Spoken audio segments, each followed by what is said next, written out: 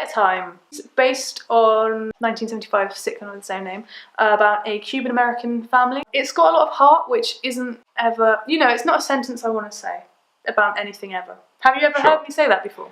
No, I think you would go, ugh. I feel like doing that at myself as I say it, but there isn't a better way of describing what this is. It's a sitcom, it's funny. The mum is like a veteran. I was going to say vet, and then I didn't want the people to think that she was a veterinarian. And she's got post-traumatic stress, and she's depressed, and her mum's living with her. She broke up with her husband, who is also a veteran, and then they have 2 kids, and then one of the kids comes out, and it's like very relatable and also super cute when there's a relationship that happens, and it's like really nice. And Netflix has just cancelled it, so there's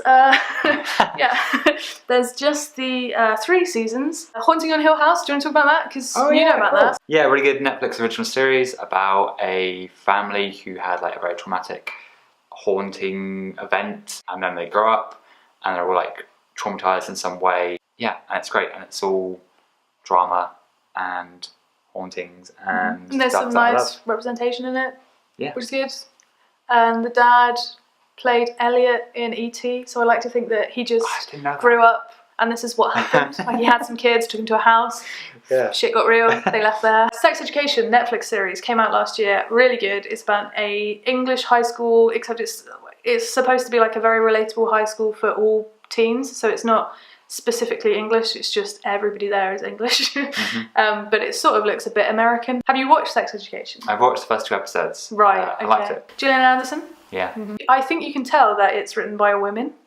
Like, why is that? It feels different to a lot of other things in the same sort of area as this. There's an array of queer characters. But Eric, who plays Otis's best friend, is like a black gay man who... It's like they're all coming of age. They're teenagers. But there's one episode in particular that is really good and sort of focuses on him and how like his family see him and people at school see him and things like that. It's just really good. It's very good. Cried a bit, it's great.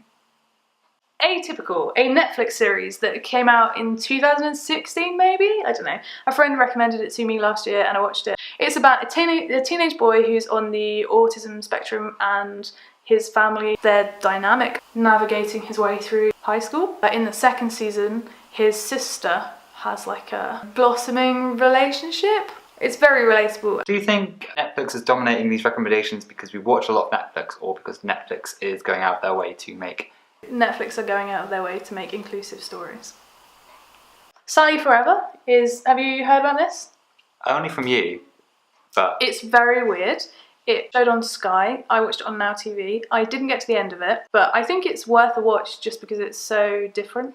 Okay. So it's created, written and starring Julia Davis. She's written a lot of things. She was a character in Gavin and Stacey. She is the chef that Colin Frizzle insults in Love Actually. She's having a moment because she just wrote Camping as well, and then that's been sold to the US, and now David Tennant and Jennifer Gardner are starring in the US version. A woman called Emma who's in an unfulfilling heterosexual relationship, and so then she meets this woman called Sally and breaks up with the guy, and Sally is like a character that everybody will recognise.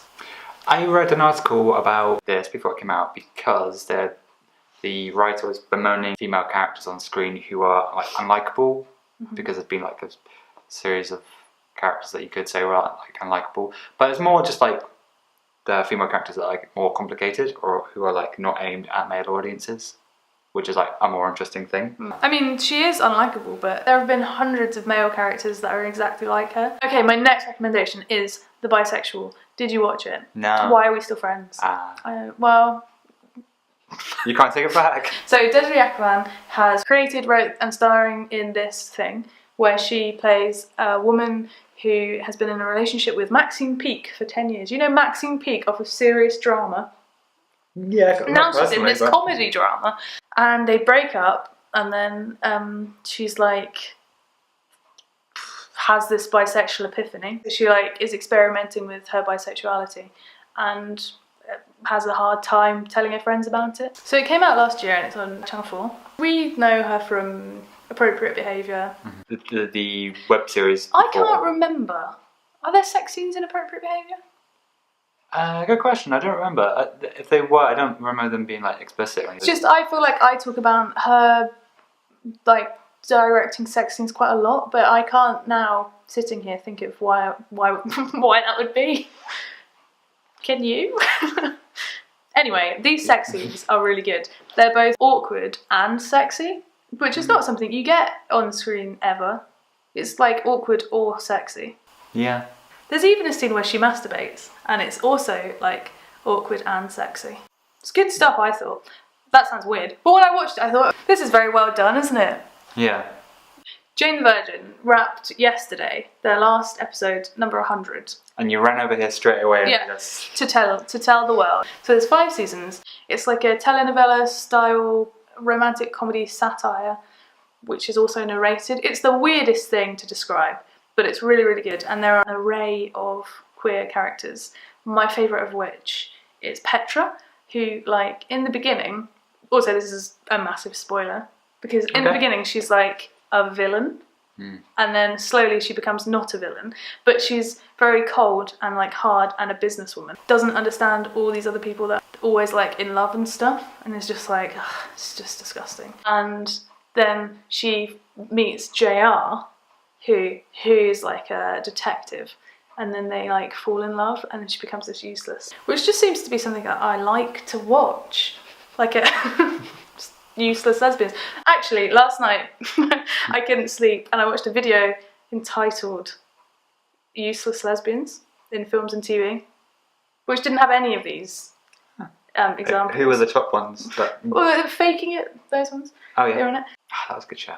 It was a good show. I don't think I saw the end of it. I think you continued on without me. I definitely saw it to the end, because that finished as well without an ending. Anyway, so Jane the Virgin, great. I really want Petra and JR to end up together. Where I am in this last series now, I think I'm like 3 in. They are not together at the moment, but I am holding out hope. Riverdale. Riverdale, James. Yeah. I continued watching Riverdale since you suggested it to me some time ago, and then stopped watching it abruptly as soon as you told me about it. It's a really weird show. It's like somebody saw Not Another Teen Movie, and then it's like, I think I could do something with this, like something really long form. There are some queer female characters now, Cheryl and Tony, and the other day they got their own sex scene.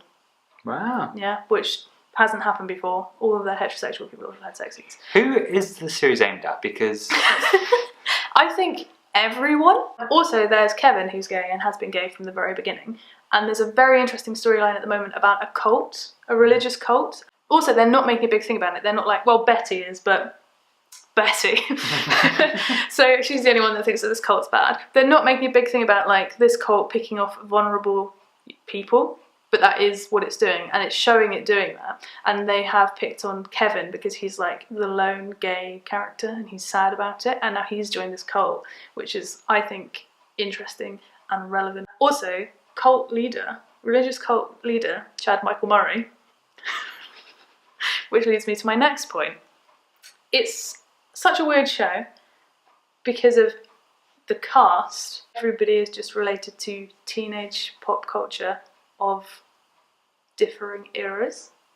So my favourite thing that happens in it is sometimes Molly Ringwald just shows up, just for a bit, just to like walk through a short wave, which I think leads nicely into whatever you're going to say. Who's it for? yeah, Everyone, because it's got everyone in it. It's got like everybody's teenage dreams in it. I mean, apart from ours, I guess. We're the lost generation there. But, you know, we're supposed to have jobs. So, I'd say Riverdale was for everyone but not us. Next, my Crazy Ex-Girlfriend has recently finished, but I haven't finished watching it yet. Great musical show. A few really good queer characters all the way through. Specifically, Daryl's bisexuality was handled very well. That's all I really wanted to say about that. That's on Netflix. Glow Series 2. Loved Glow Series 1. And then the only thing I thought that could improve it would be lesbians. And though lesbians appeared, I really like it. I also like how self-aware it is. So I like the lines that are like, oh, you didn't fall in love when we shot that romantic dance, did you? And then, yeah, I really like that a lot. Yeah, great. Great Fantastic. Show. I love that show. 10 out of 10. And we've just got some honourable mentions. Brooklyn Nine-Nine. Spoiler. I've seen up to season 5, so. Somebody gets a soft butch girlfriend. So everyone knows who that is. Also, you know, solid rep from Holt and Kevin. Also, Russian Doll was Russian just Doll, great. yeah, of course, and that was there are great. some good like pan characters in the background for a couple of minutes. Yeah. So this has been our recommendation list. If you've got any recommendations that you want us to check out, leave them in the comments below and we'll try and get to them. I've got a lot of work to do because I haven't seen most of the stuff that Beth just talked about and most of it seemed really good. Yeah, like and subscribe. You can follow us on Twitter at LGBTQ_review. Yeah, thank you very much for watching. I've been James, it's been Beth. Goodbye. We'll try and do more.